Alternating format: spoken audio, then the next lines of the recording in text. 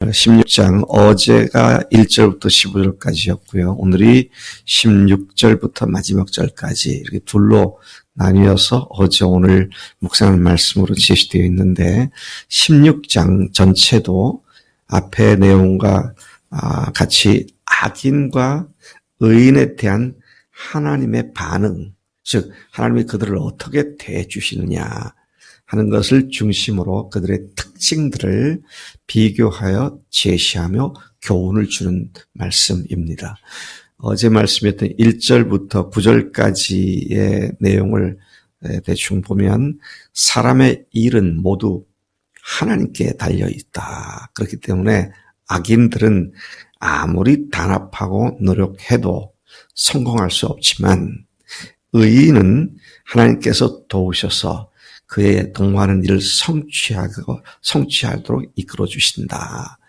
또 10절부터 15절까지의 통치자, 왕이죠. 통치자는 오직 하나님의 말씀을 따라 공의와 공평으로 다스려야 한다. 그는 하나님의 말씀을 집행하는 대리인으로 하나님의 명령에 따를 때 통치권도 보장될 수 있다. 대리인이 지 마음대로 하는 것이 아니라 하나님의 명령을 따라 할 때 그 통치권이 제대로 행사될 수 있다. 자, 그런 내용으로 압축을 해본다면 오늘 말씀은 16절부터 24절까지 그러므로 지혜를 얻는 것은 생명의 근원이 되기 때문에 금이나 은 같은 물질을 얻는 것보다 훨씬 낫고 또 지혜로운 사람은 다른 사람에게까지 복을 가져다 준다. 또 25절부터 마지막 33절까지는 그 반면에 미련한 자는 자신의 지식만을 의지하고 그 입으로 거짓과 분노만을 촉발하며 분열을 일으켜서 자신뿐 아니라 타인까지도 멸망의 길로 가게 하기 때문에 자기 마음을 다스리고 모든 일을 주관하시는 하나님을 의지하는 것이 지혜로운 행위다. 자, 이런 맥락에서 이 오늘 본문이 다루는 내용을 보면 여호와를 경외하는 것, 또 하나님의 섭리, 소득과 의, 공평, 지혜, 악과 정직, 교만, 백발, 분노함 이런 것에 대한 여러 가지 주제들에 관해서 교훈을 주고 있습니다. 어제 말씀했던 1절과 오늘 말씀의 끝절인 33절은 이 두 구절은 모든 것을 주관하시는 하나님의 섭리를 강조하고 있습니다. 인간이 노력해도 그것을 이루게 하시는 분은 하나님이시다. 제비를 뽑아도 그것을 좌우하시는 분은 하나님이시다. 자, 그런 말로 하나님의 절대 주권과 하나님의 섭리를 강조하는 말씀을 하고 있는 것이죠. 자, 다시 돌아가서 보면은요, 제가 몇 가지 주제별로 이렇게 다시 정리해 보는데, 하나님의 통치와 섭리, 25절입니다. 어떤 길은 사람이 보기에 바르나 필경은 사망이니라. 사망의 길이니라. 33절에 보면 제비는 사람이 뽑으나 모든 일을 작정하기는 여호와께 있느니라. 여러분, 그래서 1절 말씀을 다시 돌아가서 보면 마음의 경영은 사람에게 있어도 말의 응답은 여호와께로부터 나오느니라. 자, 이 모든 것이 하나님이 주관하시고 하나님의 섭리 가운데 있다. 그런 말씀을 강조하고 있습니다.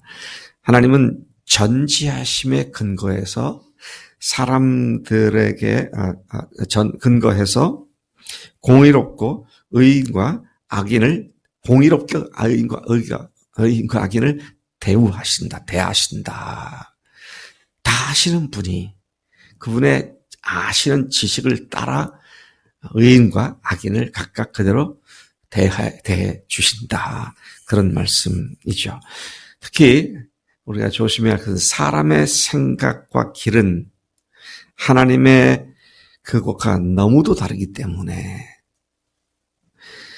사람이 보기에 옳아도 하나님 보시기에는 악하고 잘못된 것일 수 있기 때문에 모든 일을 전적으로 하나님께 의탁하고 맡길 때 하나님께서 인도해 주신 것을 우리가 경험할 수 있게 된다. 그래서 여러분 어떤 때는 기도해 보나 마나 이건 명확한 이건 바른 길이고 이건 정직한 길이다 그럴 때가 있잖아요. 근데 오늘 이 말씀 보니까 그런지 안 그런지 하나님의 생각과 뜻은 너희들의 판단과 다르다.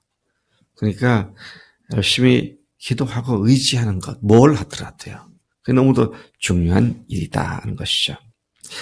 하나님을 경외하고 의뢰하는 것에 대한 것은 20절이 말하고 삼가 말씀에 주의하는 자는 좋은 것을 얻나니 여호와를 의지하는 자는 복이 있느니라. 여러분 하나님을 전적으로 의지하는 것은 하나님을 경외하는 한 표현입니다. 정말 하나님을 경외한다 그러면 하나님을 의뢰하는 사람이다 그런 말이죠. 하나님을 의뢰하지 않고 하나님을 경외한다는 말은 어불성설이에요. 경외한다는 말은 그분을 전폭적으로 신뢰하고 의뢰한다. 그런 말이 되는 것이죠. 그는 악을 미워하고 악에서 떠나며 하나님을 사랑하기 때문에 어떻게 합니까? 하나님 말씀에 주의를 기울여 그것을 배우고 행하는 삶을 사는 자다. 어디서 많이 들어본 구절이 아닌가요? 하나님을 사랑하는 자는 하나님의 말씀을 가지고 그 말씀을 지키는 자다. 요한복음 14장 21절의 말씀이 나오죠. 나의 계명을 가지고 지키는 자라야 나를 사랑하는 자니 나를 사랑하는 자는 내 아버지께 사랑을 받을 것이요 나도 그를 사랑하여 그에게 나를 나타내리라. 하나님을 경외하고 의뢰하는 사람은 하나님의 말씀에 주의를 기울이고 그 말씀을 배우고 그 말씀대로 행하는 사람이 하나님을 경외하는 자다. 그렇게 말씀을 하는 것이죠. 또 18, 19절에서는 교만에 대한 엄중한 말씀을 다시 반복하십니다. 그리고 31절에는 백발에 관한 이야기도 언급하고 있습니다. 18절에 보니까 교만은 패망의 선봉이요. 참 우리가 너무 잘 듣고 있는 말씀 아닙니까? 교만은 패망으로 이끄는 선봉장이다. 앞에서 우리를 이끄는 것이 패망으로 이끄는 것이 교만이다. 거만한 마음은 넘어짐의 앞잡이다. 교만하고 거만한 것. 네. 참 망하려면 그렇게 하면 돼요. 네. 우리 대훈 형제가 그림을 잘 그리잖아. 네. 근데 나는 그림 잘 그려. 나만큼 그리는 놈 어디 있어? 나와보라 그래. 그렇게 하시면 망하는 길이고. 교만은 참 패망의 선봉장이다. 거만은 넘어짐의 앞잡이다. 참 사람이 왜 교만해집니까? 뭔가 장점이 있으니까 넘어져요. 그렇죠? 못하는 거 있으면 교만할 수가 없어요. 근데 잘한다고 생각되는 것 때문에 교만해집니다. 그럴 때일수록 더 조심해야 하는 것이다. 이제 그런 생각을 해야 하는 것이죠. 교만과 거만은 패망과 넘어짐의 선봉장이고요. 앞잡이이고요. 그렇기 때문에 마음을 낮추는 것이 겸손한 자와 함께 하여서 마음을 낮추는 것이 교만한 자와 함께 탈취물을 나누는 것보다 낫다. 19절이 그렇게 말을 합니다. 어떤 의미에서도 교만은 반드시 그 대가를 치르게 만든다. 근데 그게 패망이다. 그렇게 말씀하시죠. 31절은 뭐라고? 백발은 영화의 면류관이라 공의로운 길에서 얻으리라. 그럼 지금 여기서 제일 머리가 백발이 누구예요? 저잖아요. 그래서 제가 염색을 안 해요. 이게 내 멸류관인데. 곱게 늙으란 얘기입니다. 이거 다른 말로 생각해 보면, 정직하게, 바르게, 공의롭게, 그렇게 살아서 백발을 누릴 수 있도록 하라. 그런 말로도 이해가 되는데, 제가 멸류관을 쓰고 있으니까 저한테 함부로 하면 안 돼요.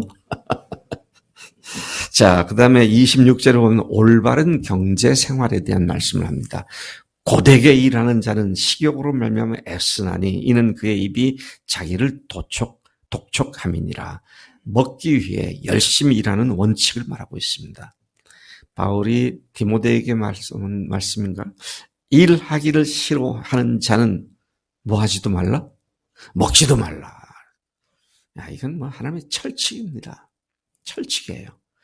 정직하고 또 공평한 방법으로, 공정한 방법으로 열심히 일해서 먹을 것을 얻고 올바르게 그렇게 경제 생활을 하라.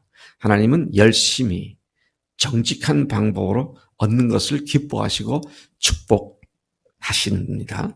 그다음에 지혜자에 대한 교훈이 또 여러 구절, 상당히 많은 구절이 지혜자의 말씀입니다.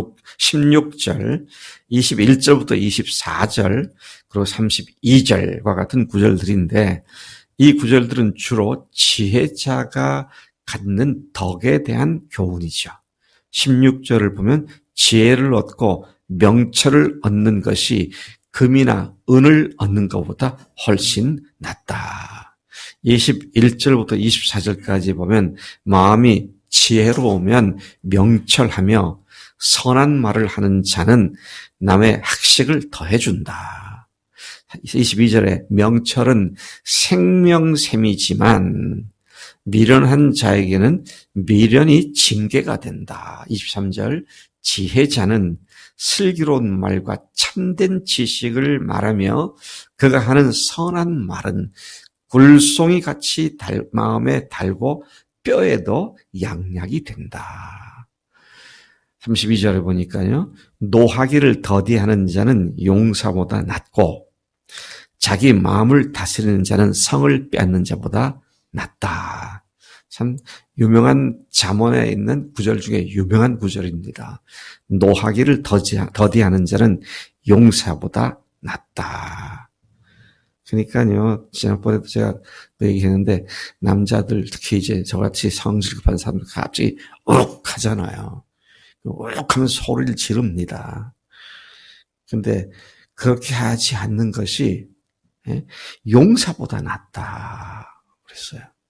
대운이는 왜 그러니까 인섭이 팔을 툭툭 쳐. 저도 욱하면서 말이야. 예, 참 우리가 조심해야 할 부분이다. 용사보다 낫대요. 그다음에 자기 마음을 다스리는 자는 성을 빼앗는 자보다 낫다. 옛날에 장수가 병사를 데리고 싸워서 한 성을 함락시키면 그런 개선 장군 되잖아요. 근데 자기 마음을 컨트롤하는 사람이 그런 사람보다 낫다는 겁니다. 참 귀한 말씀이고 깊이 새겨야 할 말씀이죠. 악과 정직에 대해서 17절 그리고 27절에서 30절까지 이 구절들은 주로 악인에 대한 교훈입니다. 17절에 보니까 정직한 자의 대로는 악을 떠나는 것이며 그 길을 지키는 것이 자기 영혼을 보존하는 것이다. 정직함이 대로다, 고속도로다. 그렇게 하는 것이 또 그 길로 항상 다니는 것이 자기 영혼을 보존하는 것이다. 27절에도 보면 불량하고 패역한 자는 악을 꾀하고 맹렬한 불같은 말을 하며 하는 자는 다툼을 일으킨다. 그런 말쟁이는 친한 친구들을 이간질한다. 그러니까 좀 맹렬한 말, 분노의 말, 또 많은 말, 이게 백회무익입니다. 좋을 게 하나도 없어요. 그래서 말을 안 하면 중간은 같이 말해가지고 뽀록이 나가지고 망신을 당하고 사람들 사이를 갖다가 어지럽게 만들고.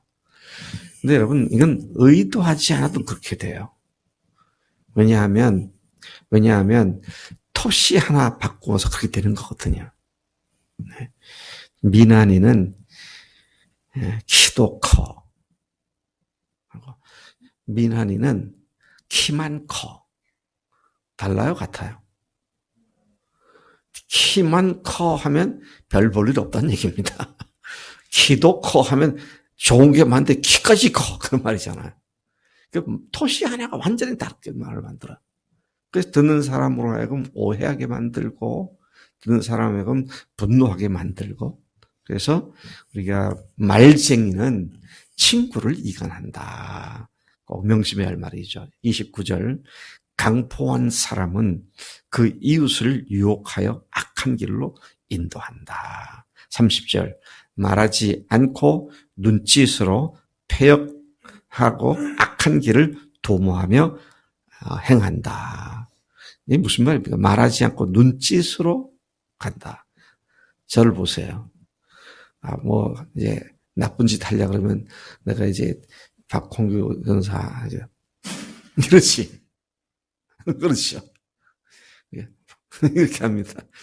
어떻게 하냐. 가서 저거 없애라고 그러는 거죠. 처치해. 그런 얘기가 있잖아요. 말하지 않고 눈짓하는 것이 그렇게 나쁜 짓이다.